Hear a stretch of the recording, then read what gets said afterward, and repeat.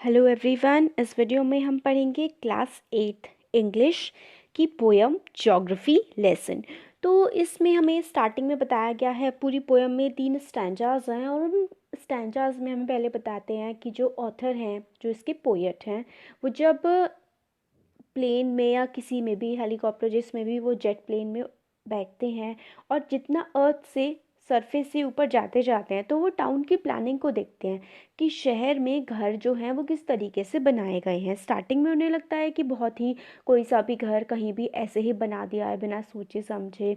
फिर जैसे जैसे वो ऊपर जाते जाते हैं, हाइट उनके प्लेन की बढ़ती जाती है, तो उन्हें दिखता है कि कितने मतलब सही तरीके से प्लानिंग हुई है ज्योमेट्री के शेप में। फिर आगे वो देखते हैं, जब और ऊपर जाते हैं तो फिर जो है कि कितना ज़्यादा पानी है, समुद्र कितने ज़्यादा हैं और ज़मीन कितनी कम है। फिर वो आगे थोड़ा और बढ़ ऊपर पहुंचते हैं प्लेन में बैठ के, तो वो ये सोचते हैं कि ये बाउंड्रीज बनाई ही क्यों गई हैं, ये दीवारें बनाई ही क्यों गई हैं इस दुनिया में, ये लड़ाई लोग क्यों करते हैं, और ये सब वो सोचते हैं। तो पोएम देखते हैं हम। When the jet sprang into the sky, it was clear why the city had developed the way it had, seeing it scaled 6 inches to the mile। तो जब जो जेट है वो ऊपर की तरफ जाता है, स्प्रैंग का मतलब होता है राइज करना, ऊपर की तरफ जाना। जब वो ऊपर की तरफ जाता है स्काई में, आसमान में, तो ये बिल्कुल क्लियर हो जाता है कि जो सिटी है, जो शहर है, वो किस तरीके से डेवलप हुआ है, किस तरीके से पूरे शहर का नक्शा जो है वो बना हुआ है। और उसको देखने में ऐसा लगता है जैसे कि 6 इंचेस में ही पूरा, जब वो ऊंचा चला वो जाता है प्लेन, तो ऐसा लगता है कि सिर्फ 6 इंचेस में ही पूरा का पूरा, जैसे कि है एक तरीके से 6 इंचेस, एक माइल जो है वो 6 इंचेस में कन्वर्ट हो गया है और बहुत ही छोटा सा सब दिखाई देने लगता है। There seems an inevitably about what on ground had looked haphazard, unplanned, and without style when the jet sprang into the sky। और फिर जब जेट ऊपर जाता जाता है तो ऐसा देखने में लगता है जैसे कि हम लोग को नॉर्मली भी हम सोचते हैं कि कितना ज़्यादा अनप्लान्ड है। शहर में घर कोई कहीं भी बना लेता है, कोई प्लानिंग ही नहीं है कि यहाँ ये चीज़ बननी चाहिए, यहाँ वो बनना चाहिए। सब कुछ हैपहज़ार्ड मतलब बिना सोचे समझे, ऐसे ही बिना किसी प्लानिंग के, बिना किसी स्टाइल के, ऐसे ही सब बना दिया जाता है। जब जेट जो है ऊपर जाता है थोड़ा थोड़ा, तब ऐसा लगता है। फिर when the jet reached 10,000 feet, it was clear why the country had cities where the rivers ran and why the valleys were populated। फिर जेट जो है और ज़्यादा 10,000 फीट ऊपर तक जाता है, तो फिर ये समझ में आता है कि क्यों जो देश हैं या फिर जो सिटीज़ हैं वो नदियों के किनारे बसे हुए होते हैं, और वैलीज़ मतलब जो समतल एरिया होता है माउंटेन्स के बीच का, वहाँ पर पॉपुलेशन ज़्यादा क्यों होती है, वहाँ पर ज़्यादा लोग क्यों रहते हैं। The logic of geography that land and water attracted man was clearly delineated when the jet reached 10,000 feet। तो ये बात जो है ज्योग्राफी का जो लॉजिक है कि लोग इस तरीके से समतल इलाकों में नदियों के पास जो बसे होते हैं वो क्यों बसे होते हैं, ये समझ में आने लगता है। और ज्योग्राफी का लॉजिक जो है कि लैंड, ज़मीन और पानी इंसान को किस तरीके से अपनी तरफ खींचते हैं, अट्रैक्ट करते हैं, मतलब आकर्षित करते हैं, वॉज क्लियरली डिलिनिएटेड। बिल्कुल क्लियरली जो है वो समझ में आ जाता है जब जो जेट है वो 10,000 फीट पर पहुंचता है। When the jet rose 6 mile high, अब जो जेट है वो 6 माइल हाई और ऊपर पहुंचता है, it was clear the earth was round। ये बिल्कुल साफ साफ हमें समझ में आ जाता है कि जो अर्थ है, हमारी जो धरती है वो गोल है, वो राउंड है। And it had more sea than land, और इसमें ज़्यादा समुद्र है और ज़मीन कम है। But it was difficult to understand that the man on the earth found causes to hate each other, to build walls across cities, and to kill. From that height it was not clear why।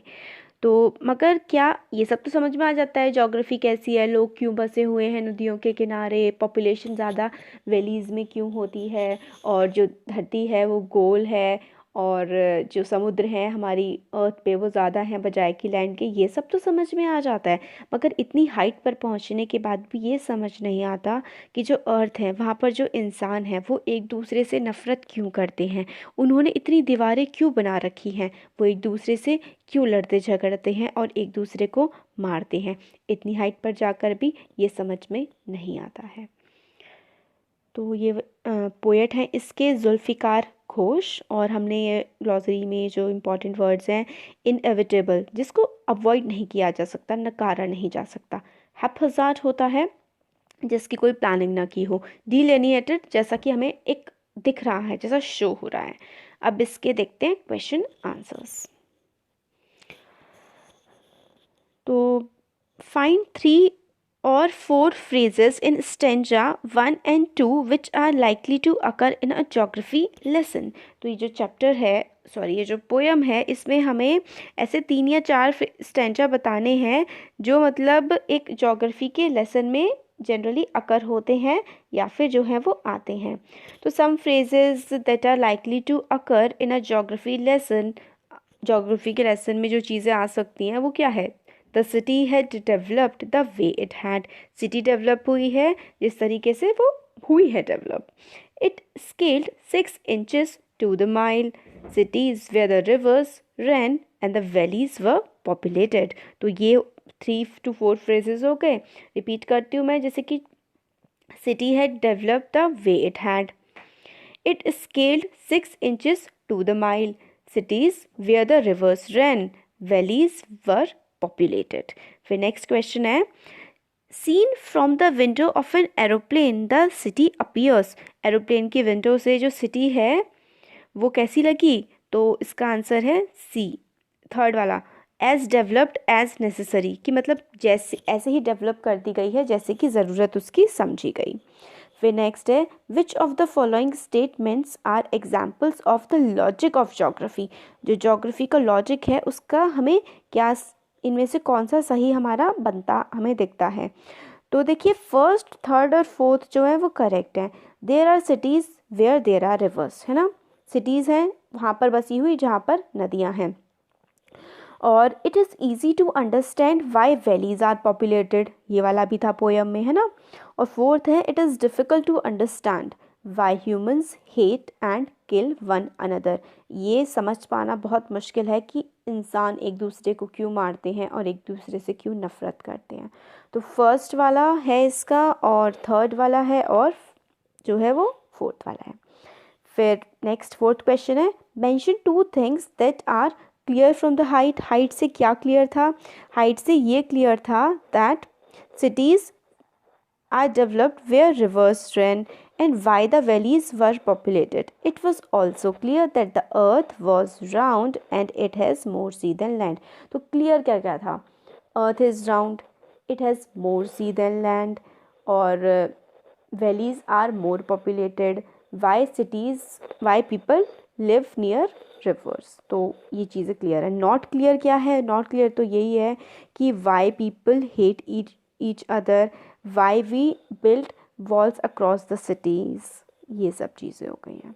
तो इसकी हमारी poem की explanation भी हो गई और हमारा जो है इसके क्वेश्चन आंसर्स भी हमने देख लिए। So thank you.